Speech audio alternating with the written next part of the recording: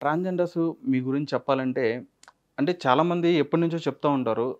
మీరు చెప్పుకోవడమే కాకుండా చాలామంది మామూలుగా ఉన్నవాళ్ళు గూడా అంటూ ఉంటారు. అర్ధనారీశ్వరులు అని చెప్పని గూడా అంటారు. అది చాలా గ్రేట్ కాంప్లిమెంటు. ఎందుకనంటే ఒక పక్క శివుడు, ఒక పక్కన పార్వతీదేవి కలిసిన వారిని అర్ధనారీశ్వరులు అని చెప్పని, అధికేశ్వరులు అని చెప్పని అంటారు. ఆ అంశాన్ని చెప్పని మీరు గూడా అంటూ ఉంటారు మీరు. కానీ నాది సూటిగా అడుగుతున్నా మేడం ప్రశ్న. అసలు మీరు ఆహ్, ఇలా అవ్వడానికి గల కారణం మీ ఫస్ట్ నుంచే ఇలా ఉంటుందా మీలో? లేదంటే మధ్యలో ఏమన్నా ఇట్లా చేంజ్ అవ్వాలని చెప్పని అవుతారా? మధ్యలో నుంచి అయితే ఎవరు అవ్వరండి. హ్మ్. ఇది ఫస్ట్ నుంచి ఉంటది. ఈ సిమ్టమ్స్ అనేవి మనకొక ఏజ్ వచ్చిన తర్వాత తెలుస్తాయన్నమాట. హ్మ్. ఆ ఏజ్ వచ్చిన తర్వాత తెలిసిన తర్వాత మనకి మనలాంటి వాళ్ళు ఎక్కడున్నారని చెప్పేసి మనం ఎతుక్కోవడం మొదలుపెడతాం. ఆహా! ఒకేళ వాళ్ళు దొరికిన తర్వాత మనం వాళ్ళ దగ్గరికి వెళ్ళిపోతాం. హ్మ్. అంతేగాని మధ్యలో నుంచి ఎవరు రారు. హ్మ్. ఎందుకంటే ఒక ట్రాన్స్‌జెండర్‌లాగా ఉండాలని కోరుకుంటారు. ఒక అబ్బాయి ఒక ట్రాన్స్‌జెండర్‌లాగా ఉండాలని కోరుకోవడం అది పాసిబుల్ కాదు. హుహు. మాలాంటి వాళ్ళు చాలామంది ఇప్పుడు మీరన్నారు ఇందాక కొంతమంది ఇబ్బంది పెట్టేటోళ్ళు ఉంటారని చెప్పేసి. అవును. అది పక్కా చెప్పాలంటే నకిలీ వాళ్ళు కొంతమందున్నారు. హ్మ్. వాళ్ళు మా అంత సాఫ్ట్‌గా కూడా ఉండరు వాళ్ళు. అవును. చాలా హార్ష్‌గా ప్రవర్తిస్తాం. చాలా ర్యాష్‌గా ప్రవర్తించి చాలా హార్డ్‌గా కూడా ఉంటారు వాళ్ళు. హ్మ్. అలాంటి వాళ్ళని చూసి మాలాంటి వాళ్ళని కొంచెం తప్పు పడుతున్నారు. అంటే మేమే చేస్తున్నాం అని చెప్పేసి అని అనుకుంటారనమాట. హ్మ్.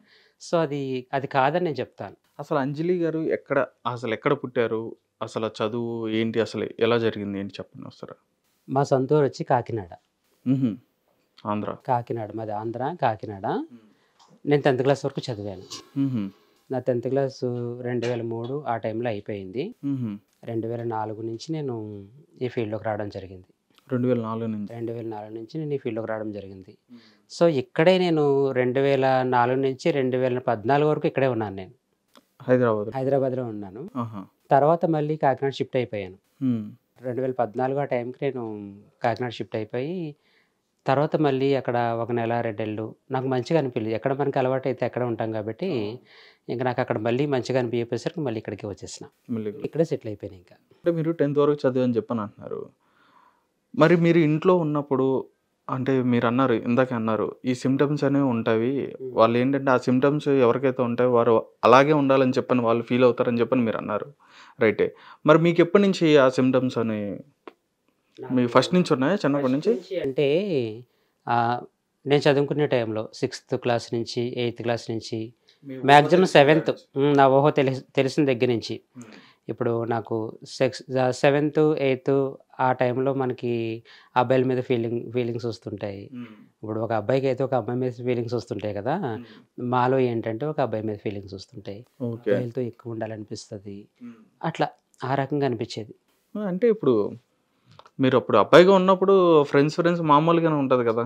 మామూలుగానే ఉంటారు ఇప్పుడు. అబ్బాయిలు ఇప్పుడు మనం చూసుకోవచ్చు. ఇప్పుడు మన బ్యాచ్‌లో కూడా నలుగురు, ఐదుగురు ఫ్రెండ్స్ ఉంటాం. లేదు లేదు. అంటే ఏంటి డిఫరెన్స్ ఏంటి? ఎలా? కాలేజ్ ఫ్రెండ్స్ ఇద్దరు ముగ్గురున్నారు ఒక హ్మ్. బ్యాచ్.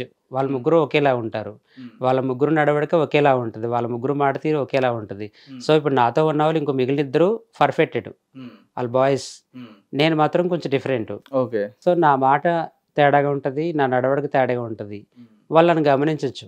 హుహు. ఇట్లా ఉంటదనమాట. ఓకే. అలా అంటారా? ఇట్లా మరి అలాంటప్పుడు మిమ్మల్ని ఎప్పుడైనా ఎవరైనా హేళన చేయడం ఛాలెంజ్ చేశారు చాలామంది. చాలామంది హేళన చేశారు. చాలామంది రకరకాలుగా మాట్లాడారు. హ్మ్. ఆహ్, చాలా బాధపడే సిట్యుయేషన్‌లు చాలా ఉన్నాయి. హ్మ్. హ్మ్. నేను స్ ఈ ఫీల్డ్‌లోకొచ్చిన దగ్గర నుంచి ఈ రోజు వరకు కూడా బాధపడే సన్నివేశాలు అప్పుడప్పుడు తగులుతుంటాయి నాకు. హ్మ్. స్టిల్ ఇప్పటికి. ఇప్పటికి కూడా. హ్మ్. ఇది మారదు ఇంకా. హ్మ్. ఎప్పుడో ఒకప్పుడు మన జీవితంలో బాధపడే టైం ఏదో ఒకటి వస్తానే ఉంటది. ఎవరో ఒక మాట అంటానే ఉంటారు. హ్మ్. మనం పడాలి ఇంకా ఖచ్చితంగా. ఎందుకంటే రిపీట్ మనం మాట్లాడడానికి లేదక్కడ.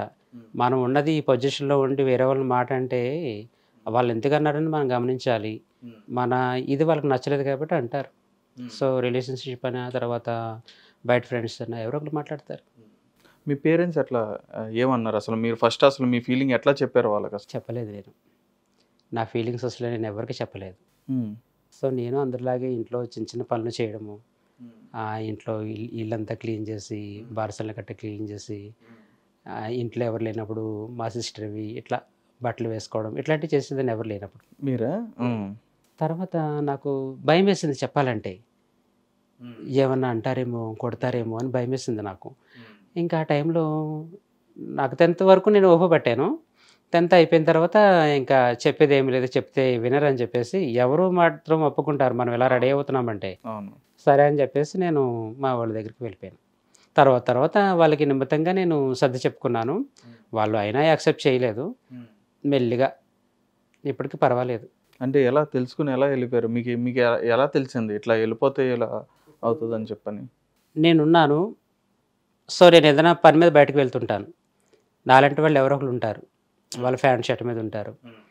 సో వాళ్ళకి నేను అర్థమైపోతాను. వాళ్ళకి మీ హావభావాలు నేను అర్థమైపోతాను. సో వాడు కూడా నాకు అర్థమైపోతాడు. వాడి పద్ధతి ఏంటి, వాడు ఎంత ప్యాంట్ షర్ట్ మీద ఉన్నా నాకు అర్థమైపోతుంది. సో ఈడు మన కేటగిరీ.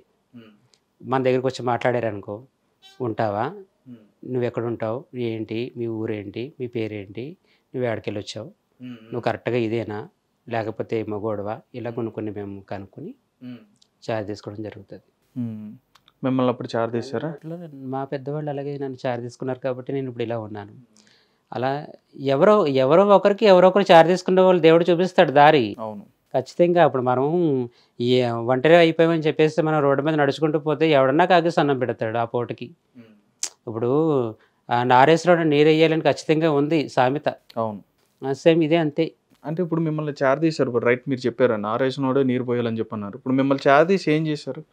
చార్జ్ తీసి ఏం చేస్తారు? ఏం చెయ్యరు ఇంకా. ఇప్పుడు చార్జ్ తీశారు, నేను ఇలాగని తెలుసు.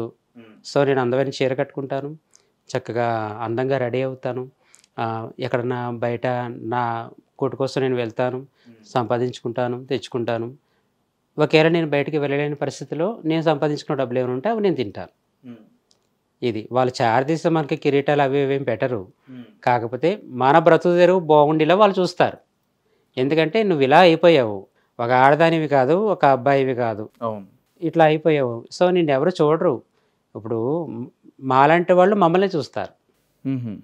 ఒక ఆడదానికి ఒక ఆడది తోడవుతుంది, ఒక మగోడికి ఒక మగోడు తోడవుతాడు, అలాగే ఒక ట్రాన్స్జెండర్ తోడవుతారు ఖచ్చితంగా. ఓకే.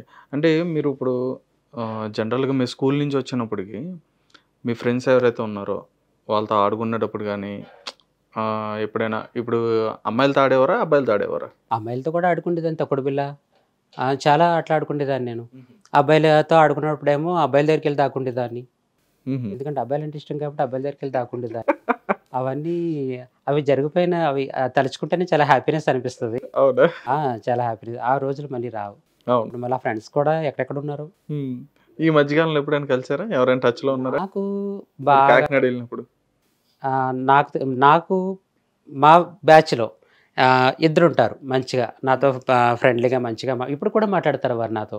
ఎప్పుడైనా నేను కాకినాడ వెళ్ళినప్పుడు ఖచ్చితంగా వాళ్ళ ఇంటికి నన్ను రమ్మంటారు.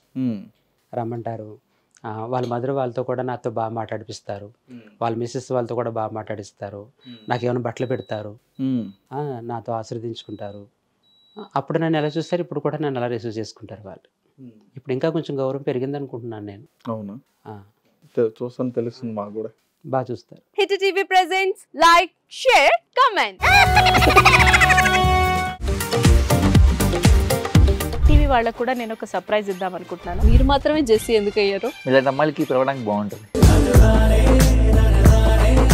చందు సాయికి like you and have a జనాలకి ఒక పేరు నచ్చిందంటే దీనికి ఒక ప్రాసెస్ ఉంటుంది.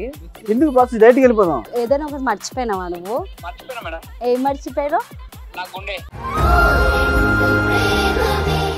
ఏదో ఆ టైంకి మన సుడి బాగుంటే ఎవరన్నా చూపిస్తే రాయగలం కానీ డోర్ టు డోర్ సేల్స్ చేసేవాళ్ళు. శారీ వస్తుంది, శారీలో వెనకాల కట్టుకుని